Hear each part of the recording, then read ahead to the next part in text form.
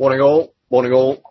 Right, okay guys. Well, I hope all is well with you and with your part of the world, in that we're right in the middle of the silly season again with US negotiations going on. Will they or won't they remain bankrupt? We do know that the indebtedness that there is across the Western world is phenomenal, and effectively most governments are pretty well bankrupt. Most of them are spending more than they're actually receiving in terms of their tax take compared to their public spending. And of course, over here in the UK, we are one of the most indebted nations that there is in the world. You just take a look at the World Debt Clock.org, then that'll tell the story. So what's new about this current situation that we're in? Well, probably not a great deal, actually. It was 18 years ago, apparently, when there was the last effective default by the US, default in paying government employees. And, of course, eventually it all gets sorted out, and the little political game of ping-pong that goes on ends up being sort of settled, and then everyone sort of drops back into normality again. Now, I mentioned the UK because dear old George Osborne, the UK Chancellor, actually mentioned that by, I think it was it 2017, there's actually going to be a budget surplus. Well, there was a time when, unfortunately it's broken now, but I had a wonderful little toy which I would just turn a little handle, and it was a pig, and it had wings, and it would fly. And we sort of had this thing sort of set up on the ceiling. And every now and again, when we were wanting just a little sort of light relief, we'd just get this thing going, we'd wind it up, and away it would go flying around the room. So I think we've got plenty of those flying, plenty of pink pigs flying. However, let's just look at some of the key issues that we've actually got going on at the moment. And I actually don't put this current debt issue as one of the key issues. It's a sideshow. It's a little bit of fun that just keeps us on our toes now and again, and it provides something for us all to worry about. So let's just consider what these are. Now, well, here we are. I've just got a slide letting you know who I am, but I think that probably most people in this room have met them before, and certainly on previous FX Street videos. So let's just look at the key issue. Now, just over a week ago, in fact, it was the evening of the UK, the evening of when we had the big announcement in the States about tapering. Now, we've had the run-up to an expectation that the Fed, Bernanke, was actually going to taper off QE. And the big issue was QE. Prior to that, if we just look at what was going on, this is a monthly chart then of the S&P 500 futures. Prior to that, we had an up month. Okay, so that was September. Then that was August, quite collywobbles there. Then we've got July. And then we've got June, and we've got May. It was moving up all the time. And this yellow line, although we can't see it, well, we can just see it over on the left-hand side of the chart, picked up a previous high. There was a previous high down here at 1,500, but price just, as we can see, went shooting up above it. Now, what I just want to point out on this chart, and it's just plainly obvious to all who can see it, is that it's been in an uptrend. It's been in an uptrend since 2009, and it's been getting progressively overbought, which the value finder is actually telling us that. We can see quite clearly that it got itself well and truly overbought at the 1300 level before it put in a substantial correction. And as of last week, as of last Tuesday, then it managed to get even more overbought. And then, what has it done since? Well, it's just done a little pop higher, and it's now come back to just 2 points below where it was last week. So my point here is that the market rather assumed that QE would continue on. There were a good many talking heads who said, right, well, that's it, the time is right for QE to come to an end, and it will, because the economy is recovering, etc.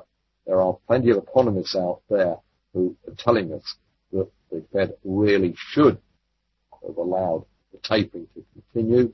But of course, there are all sorts of little political meanderings going on, which will mean that there are too many vested interests in order to keep QE going.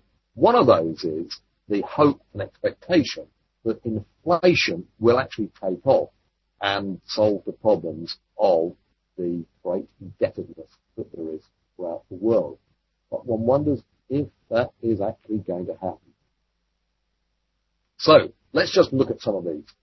Right. Point number one, the market discounted QE tapering prior to it actually happening. We've had a little bit of buy the rumour, sell the fact. We've had a little bit of a sort of a correction after a rally, but nothing to speak of at all. Now, one of the big worries out there has been bond yields. Now, we've talked about this before, of course. Bond yields, big worry. What we've seen is since May, bond yields actually rose. In fact, they more or less doubled in a very, very short space of time, more or less on that expectation that tapering would actually take effect. If they were to double again, in fact, they went up to just nigh on 3%. We'll look at the chart in a moment. If they were to go up to 6%, well, the Fed is really totally back up, because there would not be any way in which they can actually meet the interest charges on those bonds that they've issued. So that's the big worry. Whatever the Fed want to happen, they do not want yields to rise. That's the line in the sand beyond which they do not want things to happen. They do not want those bond yields. Just look at the 10-year bond yield. Just Google the Bloomberg 10-year yield chart, and you will see that 3% is the key level. They do not want them to go above 3%. Now, what about inflation and deflation? Well, the suggestion is that with all of this QE, all of this money sloshing around, what we're going to find is that the US dollar will just collapse and inflation will take off. And we'll look at a gold chart in a minute and see if we can answer that question. Now, what about the Middle East? Tension in the Middle East, well, it's just eased right off. A few weeks ago, we had the prospect that we were going to get World War IV, or some actually call it World War V. But there was a suggestion that the Middle East would just disappear into a quagmire of what would be a war that would develop between the Russians and the US, and we will be into Armageddon again. What we've got is some form of détente between them. And so we've got a whole new phase in the Middle East. We've got this whole new phase which is developing out of the Arab Spring. And what we've actually seen is the US accepting that the Arab Spring is actually all a little bit problematic. They kicked the whole thing off. They encouraged democracy in the Middle East. And rather unfortunately, they didn't really quite like what came out of it. So we've got a whole new phase that we've got to get used to there. And then what about Europe? We've got Angela Merkel has got herself well and truly voted back in. And consequently, that is suggesting that the Germans are quite happy with what is actually going on in Europe. Still in denial about their debt crisis, and what seems almost certain is that they are going to have to do some form of reflation. They are going to have to launch their own version of QE. Now, they've been doing it by all sorts of little backdoor means, but I guess that there is going to be much more accommodation which will come through in the form of QE, which, in the fullness of time, could well affect the euro. But is the euro going to collapse anytime soon? As maybe this time last year, it looked as if it would. In fact, I think we were going through crisis after crisis last year with the euro, with the suggestion by a good many that, that's exactly what was going to happen, that the euro was going to collapse. But it didn't. It didn't. In fact, exactly the opposite seems to be happening. So what about the pigs? Portugal, Ireland, Italy, which is back to normal now with government collapsing, Greece and Spain.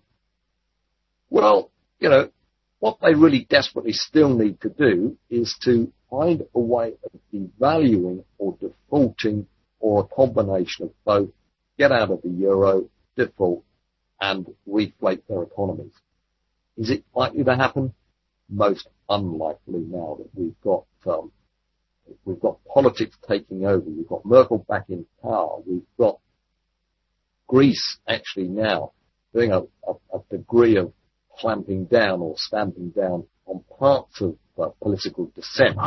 Certainly the unacceptable parts of the politics are being sort of cut out.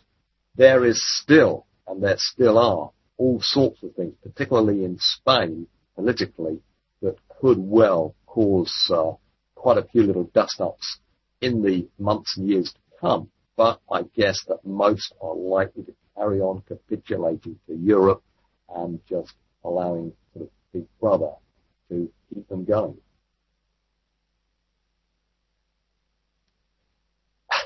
Well said. Well said, sir. Absolutely, yeah. Just only another 3 times bailout. 80 billion increases debt will then be today. Yeah, I mean, it's just a crazy situation that we're in. Right, so let's just consider bonds for a moment. Now, this again is just sort of looking back. This chart was made up to last week. And what we have then is bonds that, and just look at this is a monthly chart, and let's look at last year, 12 through to the beginning of 13. And effectively what we've had is a top. We've had a top. There we are, 144. It's a nice little multi-point reversal point. 1, 2, 3, 4, 5, with then a nice engulfing month, and that kicked off the whole thing on the run-up then to the prospect of QE having to just taper on down. Is this a top or is this not a top? I mean, that's one of the key issues. We do not know. We do not know. As the price of bonds come down, so the yield actually goes up. Okay? The yield goes up. Consequently, the greater the return bond investors get and the greater the cost it is to the US to actually service that debt. What we actually looked at a week ago was the fact that the value finder was starting to look a bit stretched on the downside. It was starting to look very stretched. And consequently, the prospect of this moving down still more dramatically was actually somewhat reduced. And if we just look at the charts and do a little bit of candle analysis, we see that the engulfing candle was a real big candle, suggesting stacks of momentum on the downside. The next one was more or less the same, with little shadows on each side, but a big, big body suggesting more momentum. And then, lo and behold, what happened? 1, 2, 3 candles where the momentum started to tail off. And then we get a hammer, followed by a little Hallmey. What's going on? Are bonds then going to start to move back up the other way? Well, that's exactly what did happen. We get a divergent rally. And this is the weekly chart. The weekly chart then is showing us that what actually happened was that in this little pattern where we've got prices going lower, they actually did a double bottom. Going back to October of last year, the value finder diverged really quite neatly, showing that it was moving on up. We've got on the ATR stretch one or two spikes, and spikes in this very often do lead to reversals, and that's what we've had then with this little rally moving on up. So that was that last week after the announcement. This is this week, finding a little bit of vertigo. So some form of a bounce, without a doubt, was expected. And just look at that. Nice little weekly Hallmey candle. Broke on the upside, and a beautiful little rally. So there we are. That's bonds. That's the 30-year government bond, US government bond. And it's this level. This is a key level. This, not exactly, but it more or less corresponds to 3% on the 10-year. Bonds drop below here, we'll find that the 3% level of yield on the 10-year is being exceeded, and then there will be big, big trouble.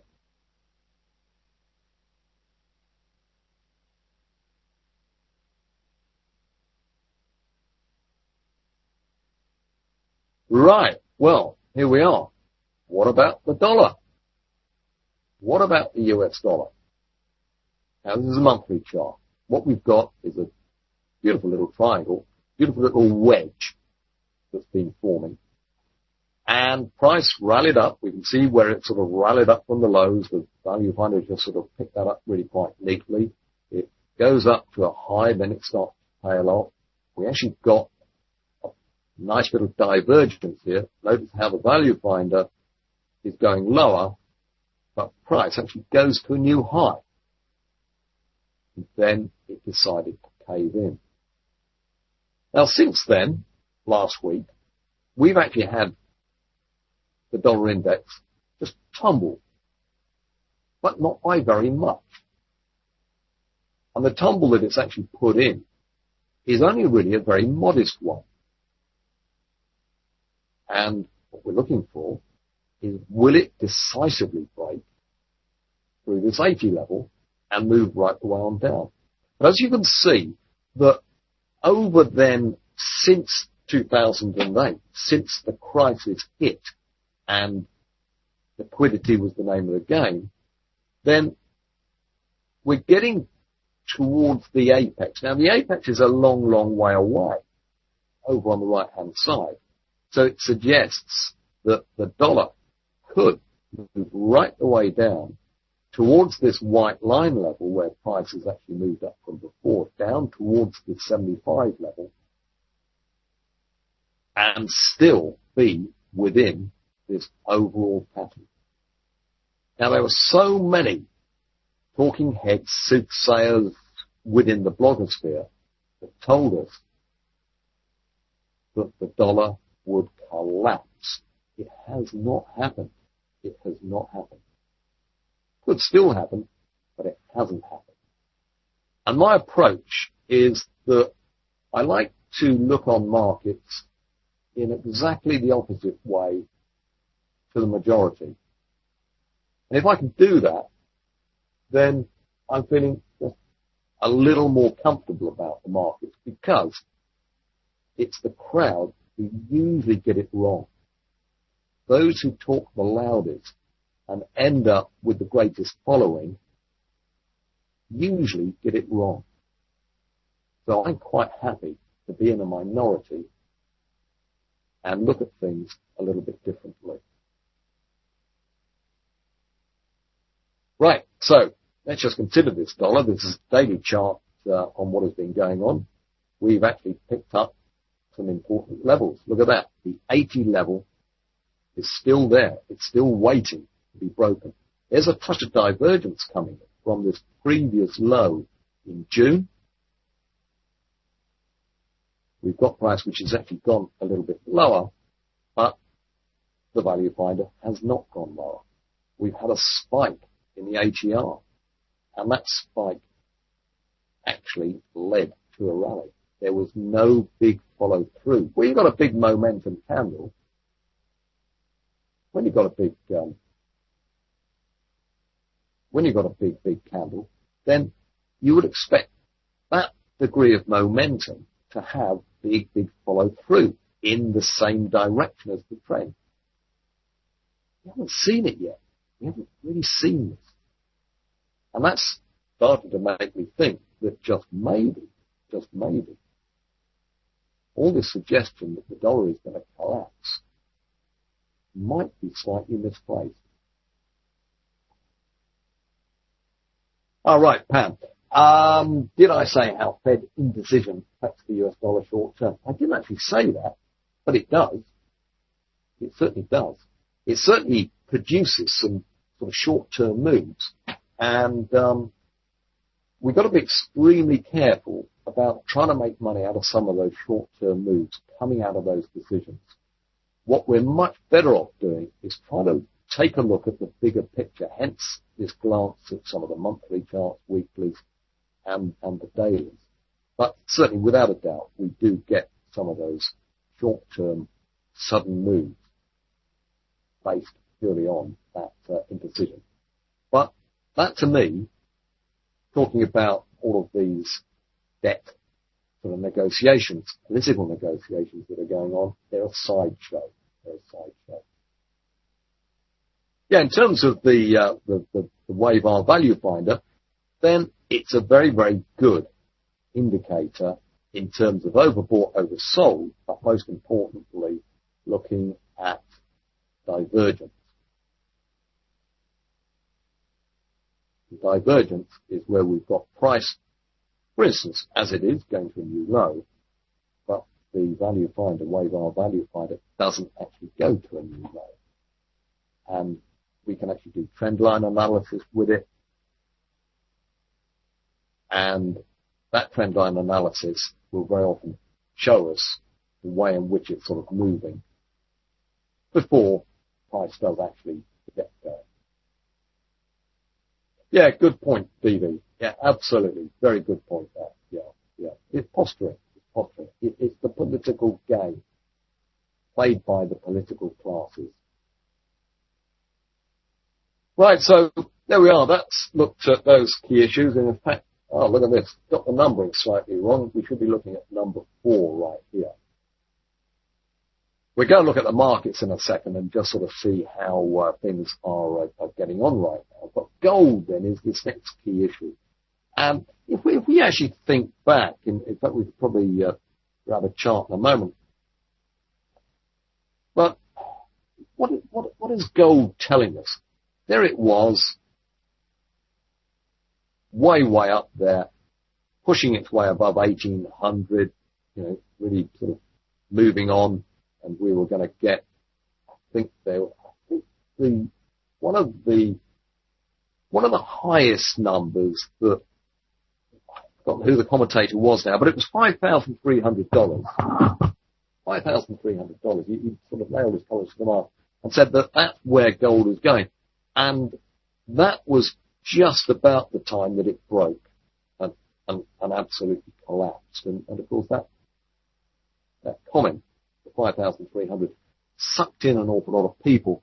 And one wonders if that was actually put out there, rather like Goldman talking up a market and then trading it the other way. I wonder if that was actually put out there so that some of the big players could actually take their profits around about the sort of 1,800 region. Well, that's how markets work a lot of the time. Right. So let's just look at this on the weekly. This little red blob is weekly. This was as of this morning. This was the prior week, and that was the week before that, and the week before that. So we had a nice little rally up to about 1440, and then it decided to come on back down. So how is this one responding to QE? Well, the suggestion is that if there is more QE, there is more money sloshing around, it should, in theory, devalue then the US dollar. And if the US dollar devalues, the price of gold as it is priced in dollars should go up. Well, it didn't happen. It just didn't happen. Why?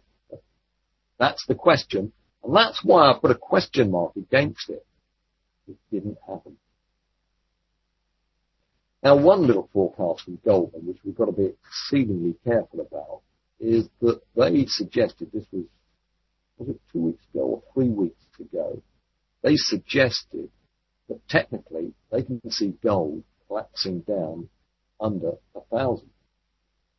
And I think I'm probably with them there. Want to take it with a big pinch of salt because it is Goldman, but maybe, just maybe, inflation is not going to happen. But deflation, the opposite, may well be the dominant move. We've got markets that on both sides of the Atlantic, we've got markets which are being manipulated by governments who are desperately trying to reflate.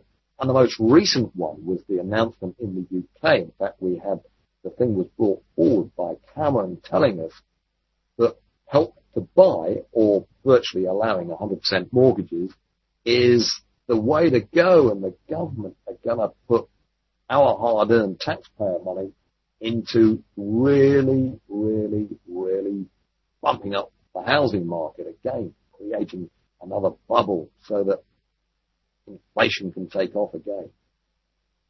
But gold is telling us that it's just not really happening. So there we are. Got some key issues there. And this is just my general approach, contrarian wave trading. I want to go the opposite way to what the majority are doing. And I look at things like the Commitment of Traders reports. I just look at and get an impression of what is going on in the blogosphere. And what I want to do is to be doing the opposite to what others do. Right, guys. Well, look, I've just sort of run through that little lot. Why don't we go and look at some of the markets? Oh, by the way, just before we do, this was the high in gold, and the Commitment of Traders report showed us at these highs, as price got to these highs, the majority of traders were long. And we know what's happened. It's moved right the way down to this 1400 level. And there we are. Goldman is suggesting the price could drop to sub 1,000. How about that? I'll leave you with that thought. Right, bear with me a second. Let's just see if I can pull up Trade Station. I had a few problems with this morning, so just bear with me. And we'll see if this will play ball with us.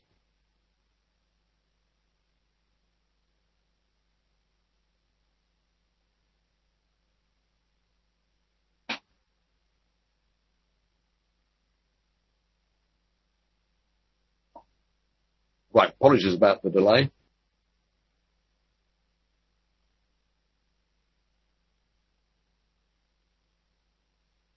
But we'll be here.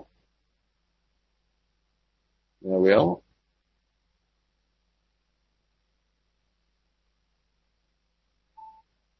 right, we're moving on. And we're looking at a chart of the euro.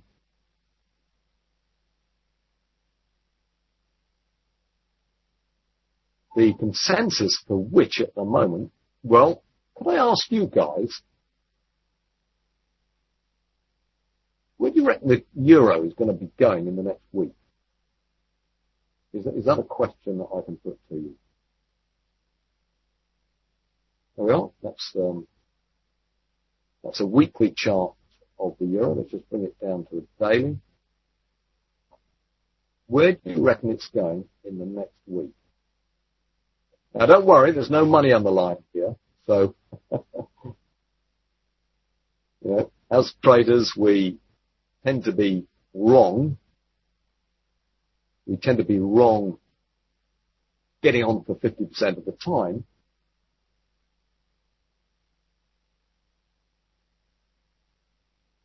So, yeah, got a couple of offers there. Yeah, you see, it's a difficult one. It's a difficult one to call. It's a real difficult one to call. Now, just in terms of what is going on with this chart, then, and if we just look at the trend, which has been moving up, and we've got this little consolidation zone here of 135, then seems to suggest that it's going to move up above 136. And whilst the trend is intact, then what we've really got to do is that we've got to stay with the trend, because the trend is your friend until the bend at the end, and we've not got the bend at the end yet. But certainly, DV and Rev, then I take your point that it is suggesting that we've got a harmonic level which has just been, well, slightly breached. And we've also got to keep in mind that the value finder is suggesting that it's got to an overbought position, but it's the price and the trend which is actually negating those at the moment and suggesting that it will move up. We've actually got an Hallmey break, and what we've got to do is to watch this pretty carefully. And if we start to see things like hammers, pin bars, call them what you will, on a lot of volume, and price then breaks back down through this 135 level, we will want to be very, very cautious and start to think that just maybe that back level is going to push price down. And I'm going to be looking pretty closely at what goes on with divergence. So how about that? I'm sort of hedging my bet from there and not going down absolutely solidly on one way or the other, except that the trend is your friend. And that's the thing to stay with until there is some real strong evidence. We've got a little bit of evidence. There always needs to be two sides to a story, because there always needs to be a body of traders who are prepared to take the other side of the trade. So there we go. That's what is going on with the euro. Now, can I ask the same question of cable before I just put the chart up? What do you reckon on cable? Pound against the dollar. Where do you see that one going? L or S? L for long, S for short. Okay, right, we got an offer there. Couple of offers. Yeah, look at that. Well, we've got longs and shorts. We've got long. Oh yeah, we're right. Okay, well, we're pretty well evenly divided there so far. Okay, yeah, I think we've got more longs than shorts. No, we're getting balanced up again. Interesting. Right, well, what is the trend doing? The trend is moving higher. Now, last week, I actually put out a little note saying that look out for this high, because that high could be completing the wave count. We've now found the price has actually gone higher, and again, whilst the trend is running with us, moving on up, we've got to stay with that trend. Now, there's good reason to suggest that just maybe it's going to start to move back down the other way. But whilst this momentum is good, then it looks very much as if it's going to hit this white line, which picks out areas where prices actually pushed down below, and it suggests that we're going to get 163 hit and maybe a little bit higher. From there, well, you know, it starts to be something of a guess, simply because, Jed, as you say, it is absolutely incredibly overbought at the moment. It is very, very overbought. If I just take off that little fib extension chart, we can see that this move on the upside, coming out of a low, when a lot of commentators were thinking that cable would be, you know, going to hell in a handcart, it was going to be going on down, it then put on, as we can see, more than 1,300 pips on the upside. So, there we are. Trend continuing, very, very overbought. So if there is something of, you know, at the moment everything's going for the UK economy. It's going gangbusters. Things are working well. Osborne is telling us that by 2017 there'll be budget surpluses, etc. Well, you know, maybe it's just setting itself up for a fall. But whilst the trend is up, we've got to stay with it. We've got to stay with it.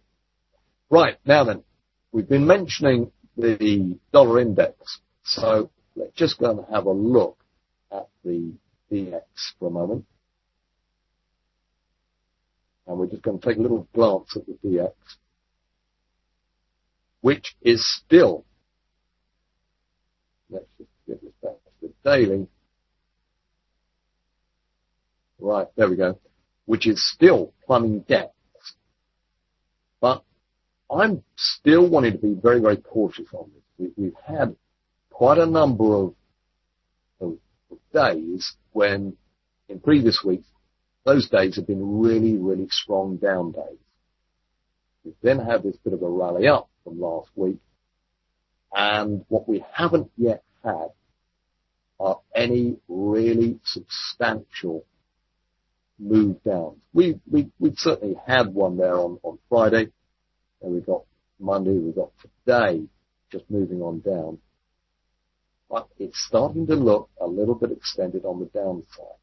And that comment that was made a little earlier on, you know, about these sort of moves that we're getting, really based on what is going on with these budget negotiations over there in the US, it almost suggests that if they get solved politically, then could we have a strong rally in the dollar? I guess we could. And consequently, that would knock the wind out of the euro sail, and it would knock the wind out of the sails of cable also.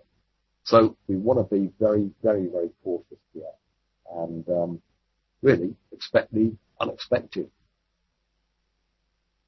So there we are, guys. That's taken a little glance at those, and I just want to look at two other charts before we close. First of all, it's going to be the Australian dollar. Now, just look at this chart on the Australian dollar.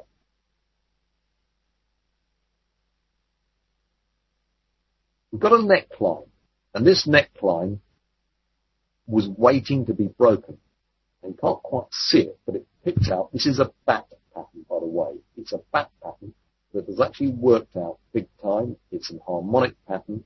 It's now actually exceeded target 1 and target 2.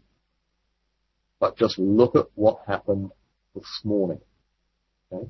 Now this kicked off around about 5 o'clock this morning. There's a whole raft of info coming out of Australia, and most of that info, the leading indicators, were positive. And so there's no surprise that this shouldn't spike up. The value finder previously overbought had managed to unwind its overboughtedness, and it's now broken on the upside, suggesting that the Australian, and technically it did a breakout, this is the pullback, and now it's moving on higher. So the Aussie looks now to have sufficient momentum to start to unwind some of the massive sell-off that it actually had. If we just run this out, just look at that. There was that big sell-off that there was, and a lot of this was brewing up from the slowdown in China.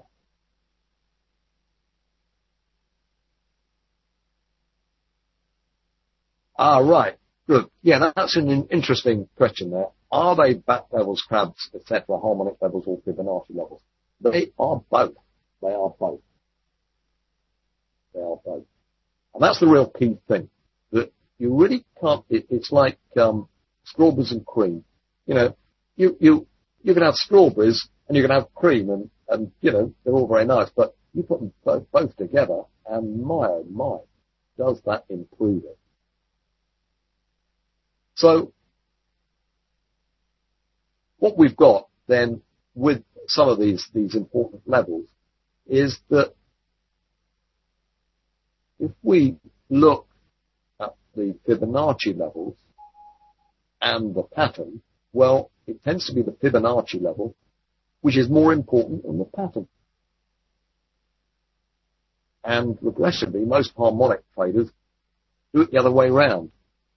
They endlessly look for the pattern, and consequently they have to wait and wait and wait. But quite often we get some really good levels, back levels, Gartley levels and so on, and the pattern is not that good. So the fib trounces then the pattern. And yeah, Chan, absolutely right. Absolutely right. US, without a doubt, is the locomotive of the world economy. Will we get a world currency? Well, there are those who argue that we've actually got one. It's the US. It's the US dollar, which is the world's reserve currency. And, you know, like it or not, it is still the biggest. US spender of last resort, absolutely. And consequently, I think because of that simple fact, suggests that the US dollar just may not collapse. Just may not collapse in the way that so many are telling us that it will.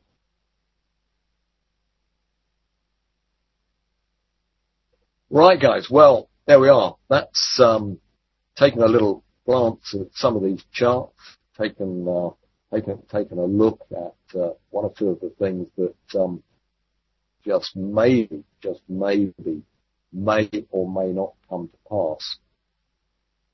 And I think what we'll just take a little final glance at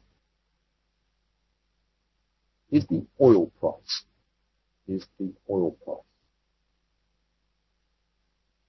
Now, oil has been going on up and up and up and up and up.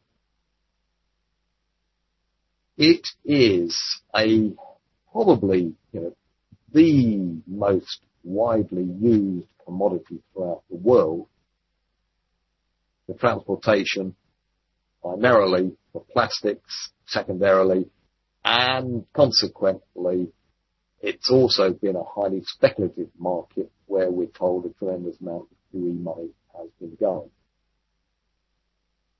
And what we can see is that price then peaked up there at 110 at a time when the majority of traders were long, and it has been coming down.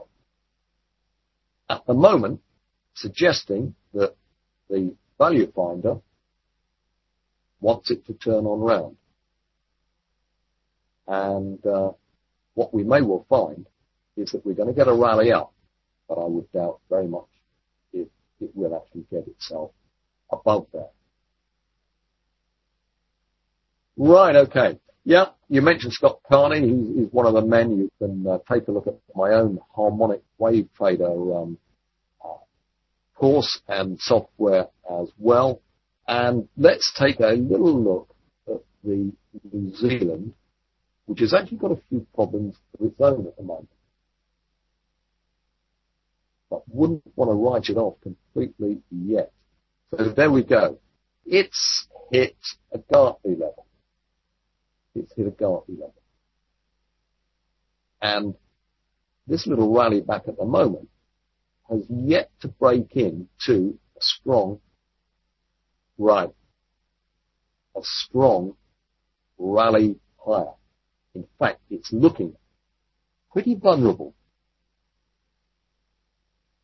So what is actually going on in Australia? Well, they haven't benefited. They do tend to move together, the New Zealand and the Aussie, to some extent. And there we are. This is its own thing. But for the moment, if this would have dropped down below that low of yesterday, that would have broken this little yellow line, and we could well be on for a level somewhat lower than where it is right now. So, yeah, there we are. That may or may not come to pass. Right, guys, keep in touch. Do take a look at as much material as you possibly can in relation to harmonics. Come back to me. I will be only too pleased to let you know what I can on harmonics. Take a look at Click Events Co.uk, and don't hesitate to contact me, where you can get me at, if I can spell this,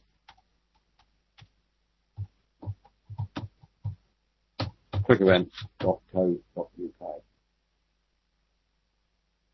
Hi guys, well, I've enjoyed being with you this morning, and look forward to being with you again at the start of next month. This week is going to bring many more bits of information, beginning of the month, non-farm payrolls, etc.